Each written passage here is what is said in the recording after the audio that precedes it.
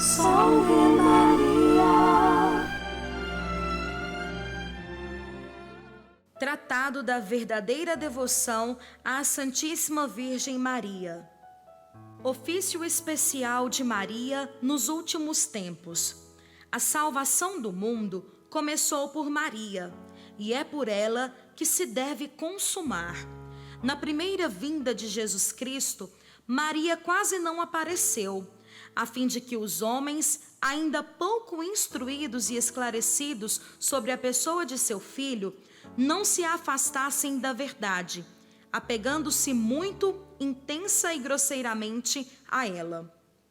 Sendo a Virgem conhecida, é provável que isso tivesse acontecido por causa dos encantos admiráveis que o Altíssimo lhe tinha concedido, mesmo exteriormente. Tanto assim é que São Dionísio Areopagita deixou escrito que quando a viu, a teria tomado por uma divindade, devido a seus secretos atrativos e a sua beleza incomparável, se a fé em que estava bem confirmado lhe não tivesse garantido o contrário. Mas, na segunda vinda de Jesus Cristo, Maria tem de ser conhecida e, por isso, deve ser manifestada pelo Espírito Santo. Por ela fará conhecer, amar e servir Jesus Cristo, uma vez que já não subsistem as razões que o levaram a ocultar durante a vida a sua esposa e a revelá-la só muito pouco, desde a pregação do Santo Evangelho. Deus quer, portanto, revelar e manifestar Maria, a obra-prima das suas mãos, nestes derradeiros tempos. Primeiro, porque ela se escondeu neste mundo e se colocou muito abaixo que o pó, em sua humildade profunda, tendo obtido de Deus, dos seus apóstolos e evangelistas, que não fosse manifestada. Segundo, porque ela é obra-prima saída das mãos de Deus, tanto na terra pela graça, como no céu pela glória. Por isso Deus quer, por meio dela, ser louvado e glorificado sobre a terra pelos viventes. Terceiro, segundo a aurora que precede e descobre o sol da justiça, Jesus Cristo, Maria deve ser conhecida e vista, para que Jesus o seja também. Quarto, visto ser ela o caminho por onde Jesus Cristo veio, a nós da primeira vez, haverá de sê-lo ainda quando ele vier pela segunda vez, embora de maneira diversa. Quinto, como é Maria o meio mais seguro, a via reta e imaculada para ir a Jesus Cristo e para o encontrar perfeitamente, é por ela que o devem achar as almas chamadas a brilhar em santidade.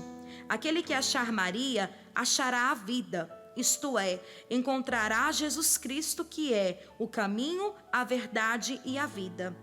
Mas não a pode achar quem não a procurar, não pode procurá-la quem não a conhecer, pois não se busca nem se deseja um objeto desconhecido. É, pois, necessário que Maria seja conhecida mais do que nunca, para maior conhecimento e glória da Santíssima Trindade.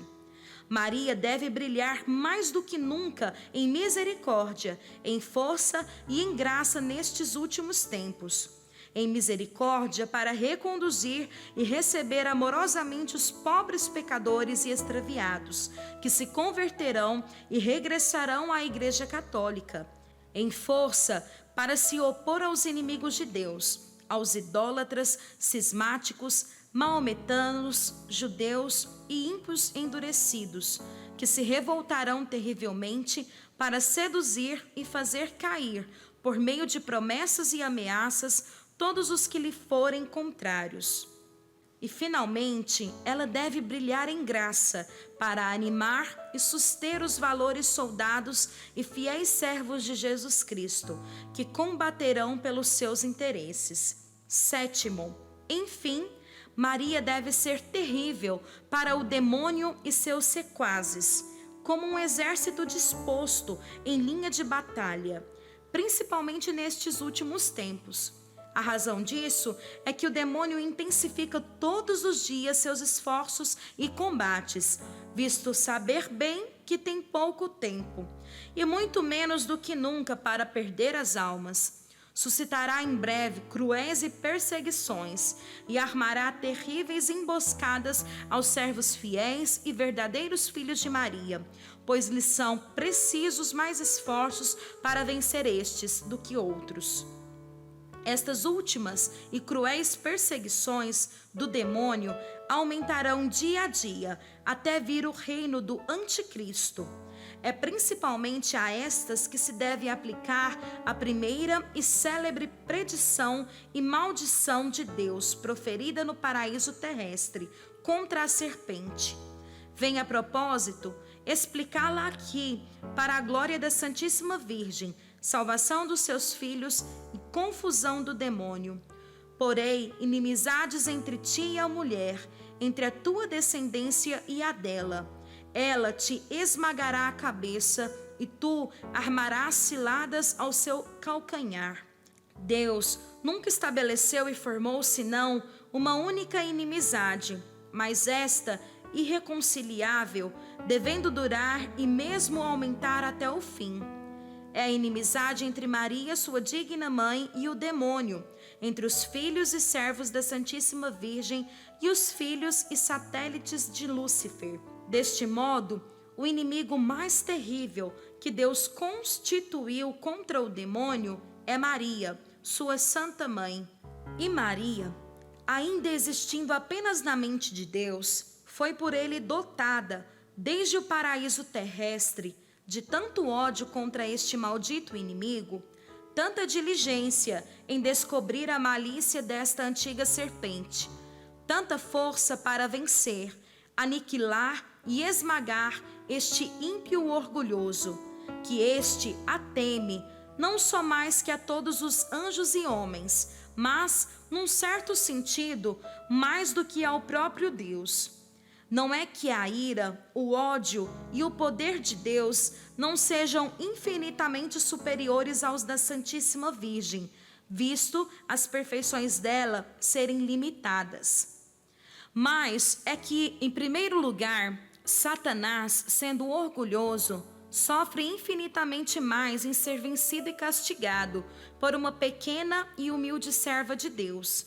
E a humildade desta humilha-o mais que o poder divino. Em segundo lugar, Deus conferiu a Maria um tão grande poder sobre os demônios que eles temem mais um único dos seus suspiros por alguma alma que as orações de todos os santos, e uma só das suas ameaças, mais que qualquer outro tormento.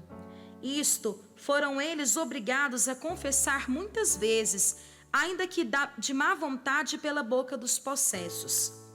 O que Lúcifer perdeu por orgulho, ganhou Maria pela sua humildade. O que Eva condenou e perdeu pela desobediência, salvou Maria obedecendo. Eva, ao obedecer à serpente, perdeu consigo todos os seus filhos e entregou-os ao demônio. Maria, tendo sido perfeitamente fiel a Deus, salvou juntamente consigo todos os seus filhos e servos e consagrou-os à divina majestade, Santo Irineu. Deus constituiu não somente uma inimizade, mas inimizades, não apenas entre Maria e o demônio, mas também entre a descendência da Virgem e a de Satanás. Isto quer dizer que Deus estabeleceu inimizades, antipatias e ódios secretos entre os verdadeiros filhos e servos da Santíssima Virgem e os filhos e escravos do demônio. Eles não se amam, nem têm qualquer correspondência interior uns com os outros. Os filhos de Belial, os escravos de Satanás, os amigos do mundo, não há diferença. Até hoje perseguiram sempre e perseguirão mais do que nunca aqueles que pertencem à Santíssima Virgem, como outrora Caim perseguiu seu irmão Abel e Esaú perseguiu Jacó, figuras dos réprobos e dos predestinados. Mas a humilde Maria alcançará sempre a vitória sobre este orgulhoso, e essa vitória será tão grande que chegará a esborrachar-lhe a cabeça, onde reside o seu orgulho. Ela descobrirá sempre a sua malícia de serpente e porá a descoberto as suas tramas infernais. Dissipará os seus conselhos e protegerá até o fim dos tempos os seus servos fiéis contra aquelas garras cruéis. Mas o poder de Maria sobre todos os demônios brilhará particularmente nos últimos tempos em que Satanás armará ciladas contra o seu calcanhar, ou seja, contra os humildes escravos e pobres filhos, que ela suscitará para lhe fazer guerra.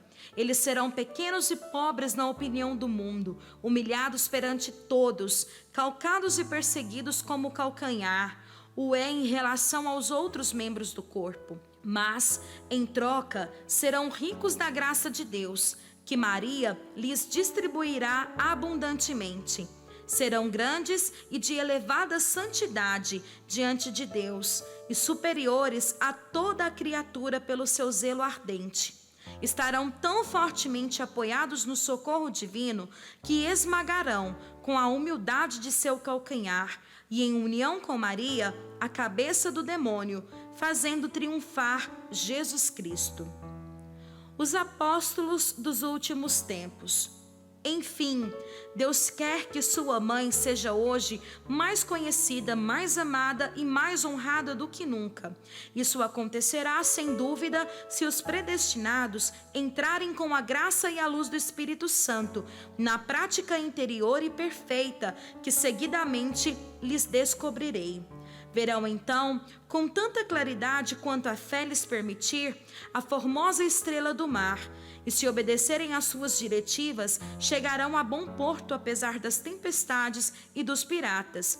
Conhecerão as grandezas desta soberana e devotar-se-ão inteiramente ao seu serviço, como seus súditos e seus escravos de amor.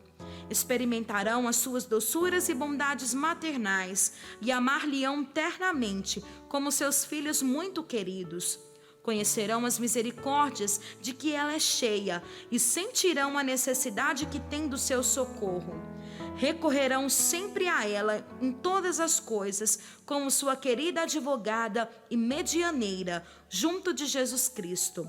Compreenderão que ela é o meio mais fácil, mais curto, mais perfeito para irem a Jesus, e a ela se entregarão de corpo e alma sem reservas, para do mesmo modo pertencerem a Jesus Cristo.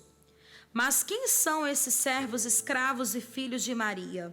Serão ministros do Senhor, que qual fogo crepitante levarão a toda parte as chamas do amor divino. Serão setas na mão do poderoso, flechas agudas nas mãos poderosas de Maria, para trespassarem os seus inimigos. Serão filhos de Levi, bem purificados no fogo das grandes tribulações, bem apegados a Deus, que trarão o ouro do amor em seus corações, o incenso da oração no espírito e a mirra da mortificação no corpo. Serão por toda parte o bom odor de Jesus Cristo, odor de vida para os pobres, os pequenos e os humildes, odor de morte para os grandes, os ricos e orgulhosos mundanos. Serão nuvens tonitruantes, que voarão pelos ares ao menor sopro do Espírito Santo. E sem se apegarem a coisa alguma, nem se admirarem ou inquietarem, espalharão a chuva da palavra de Deus e da vida eterna. Bradarão contra o pecado, clamarão contra o mundo, fulminarão o demônio e seus adeptos.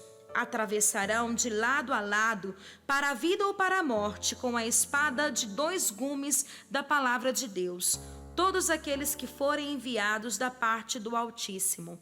Serão verdadeiros apóstolos dos últimos tempos, a quem o Senhor das virtudes dará a palavra e a força para operar maravilhas e arrebatar gloriosos despojos ao inimigo.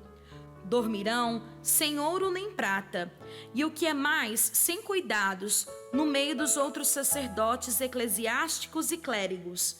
Terão, no entanto, as asas prateadas da pomba, para irem com a reta intenção da glória de Deus e da salvação das almas, aonde o Espírito Santo chamar. Deixarão após si, nos lugares onde tiver empregado, o ouro da caridade, que é o cumprimento de toda a lei. Sabemos, enfim, que serão os verdadeiros discípulos de Jesus Cristo, que seguirão as pegadas de sua pobreza, humildade, desprezo do mundo e caridade. Ensinarão o estreito caminho de Deus na pura verdade, segundo o Santo Evangelho, e não segundo as máximas do mundo, sem se colocar em inquietação, nem fazer acepção de pessoas, sem poupar, escutar ou temer nenhum mortal, por poderoso que seja. Terão nos lábios a espada de 2 gumes, que é a palavra de Deus.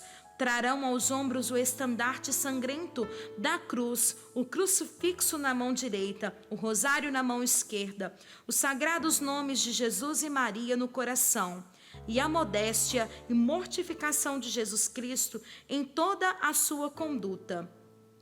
Eis os grandes homens que hão de vir, mas que Maria suscitará por ordem do Altíssimo para estender o seu império sobre o dos ímpios, idólatras e maometanos. Quando e como acontecerá isto? Só Deus o sabe. Quanto a nós, apenas nos compete calar, rezar, suspirar e esperar. Esperei ansiosamente o Senhor.